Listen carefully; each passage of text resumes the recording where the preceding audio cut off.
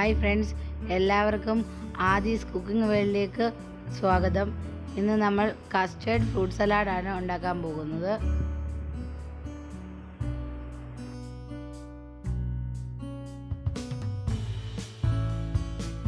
നമുക്ക് custard milk ഉണ്ടാക്കാൻ തുടങ്ങാം. അതിനായിട്ട് 1 ലിറ്റർ പാല് ഞാൻ എടുത്ത് തിളപ്പിക്കാൻ വെച്ചിട്ടുണ്ട്. അതിൽ നിന്നൊരു കുറച്ച് പാല് മാറ്റി വെച്ചിട്ടുണ്ട്. അതായത് ഈ കസ്റ്റേർഡ് പൗഡർ മിക്സ് ചെയ്തെടുക്കാൻ വേണ്ടിയാണ്. നമുക്ക് പാല് തിളപ്പിക്കാൻ പാൽ ഇളക്കി വേണം തിളപ്പിക്കാൻ.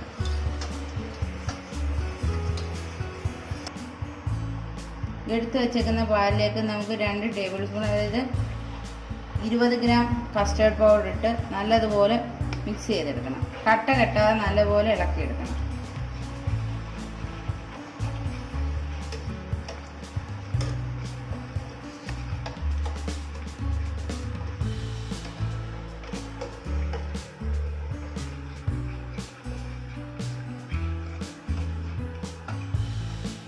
കട്ട കെട്ടിയ പാലിലേക്ക് ചേർക്കുമ്പോൾ ഇത് പെട്ടെന്ന് കട്ടയാവും, പിന്നെ മൊത്തത്തിൽ കട്ട പോലെ ആയിപ്പോൾ. അതുകൊണ്ടാണ് സെപ്പറേറ്റ് ഇത് മിക്സ് ചെയ്തെടുക്കുന്നത്. ഇതിവിടെ കട്ടയൊന്നുമില്ലാതെ നല്ല സ്മൂത്തായിട്ട് കിട്ടിയിട്ടുണ്ട്. ഇനി ഇത് നമുക്ക് മാറ്റി വെക്കാം. പാല് നല്ലതുപോലെ ചൂടായിട്ടുണ്ട്. ഇനി ഇതിലേക്ക് നമുക്ക് 3 ടേബിൾ സ്പൂൺ പഞ്ചസാര ഇട്ടു. പഞ്ചസാരയൊക്കെ നിങ്ങളുടെ മധുരത്തിനനുസരിച്ച് മാറ്റിക്കണം. ഞാൻ മാങ്ങ ഫ്ലേവറിന്റെ കസ്റ്റർഡ് പൗഡറാണ് എടുത്തേക്കുന്നത്. നിങ്ങൾക്ക് ഏത് ഫ്ലേവർ വേണേലും ഉപയോഗിക്കാം.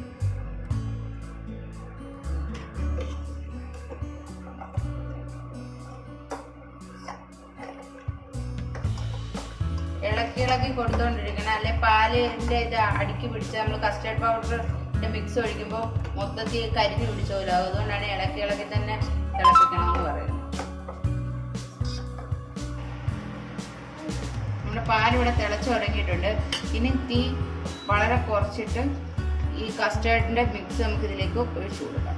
ഇളക്കി വേണം ഒഴിച്ചു കൊടുക്കാൻ, അല്ലെങ്കിൽ കട്ട കിട്ടും.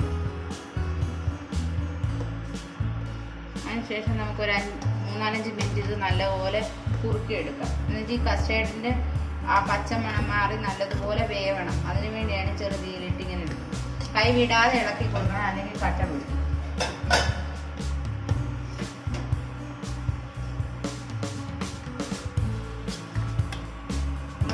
പാലിപ്പോൾ കുറുകി വരുന്നുണ്ട്. ഒരുപാട് തിക്കും അല്ലെന്ന് ഒരുപാട് ലൂസും അല്ലാത്ത പരുവത്തിൽ ഓഫ് ചെയ്യണം. ഇത് തണുത്ത് കഴിയുമ്പോൾ വീണ്ടും കുറുകും. പിന്നെ എല്ലാം കൂടെ കട്ട പിടിച്ച പോലെ ഇപ്പോൾ തിന്നാനൊരു ടേസ്റ്റും കാണത്തില്ല.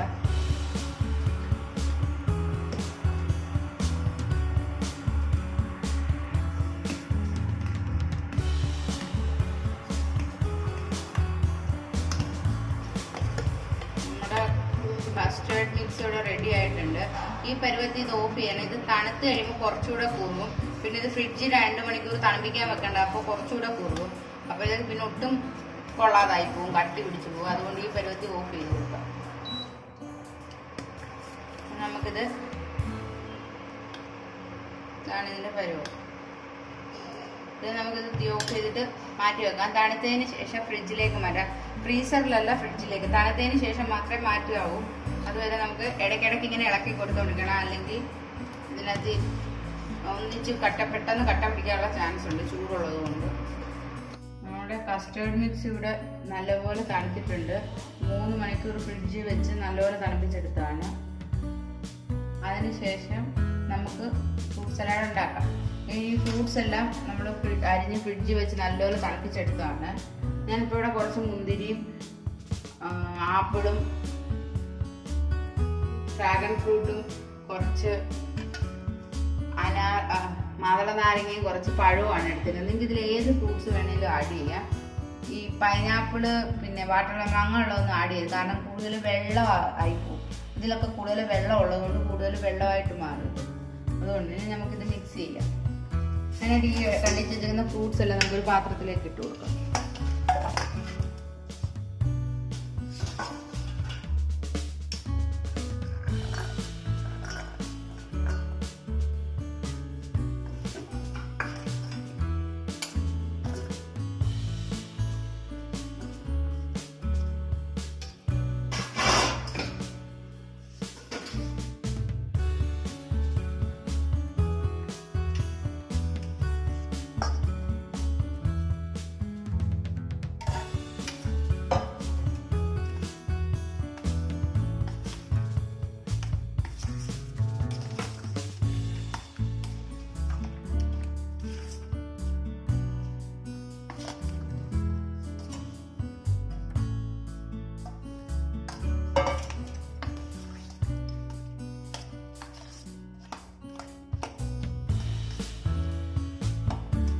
മധുരമൊക്കെ ഇത് ഫ്രിഡ്ജിൽ വെക്കുന്നതിന് മുമ്പ് നിങ്ങൾ ടേസ്റ്റ് ചെയ്ത് നോക്കി മധുരമൊക്കെ അഡ്ജസ്റ്റ് ചെയ്തിട്ട് വേണം കസ്റ്റർഡ് മിക്സ് ഫ്രിഡ്ജിലോട്ട് മാറ്റാൻ.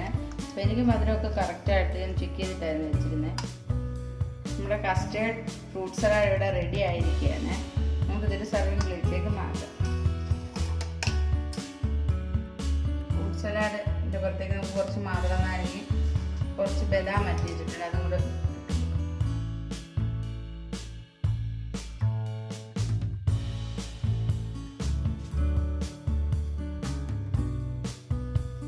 എല്ലാവരും ഫ്രൂട്ട് സലാഡ് ഒന്ന് ഉണ്ടാക്കി നോക്കുക. ഇഷ്ടപ്പെട്ടു എങ്കിൽ കമൻറ്റുകൾ അറിയിക്കണം, ലൈക്ക് ചെയ്യണം, ഷെയർ ചെയ്യണം. വീണ്ടും നല്ലൊരു വീഡിയോയുമായി വരാം. അതിന് മുമ്പ് ആരെങ്കിലും പുതിയതായിട്ട് കാണുന്നെങ്കിൽ ചാനൽ സബ്സ്ക്രൈബ് ചെയ്യണം. നല്ലൊരു വീഡിയോയുമായി ഇനി വരാം. Tata, bye bye.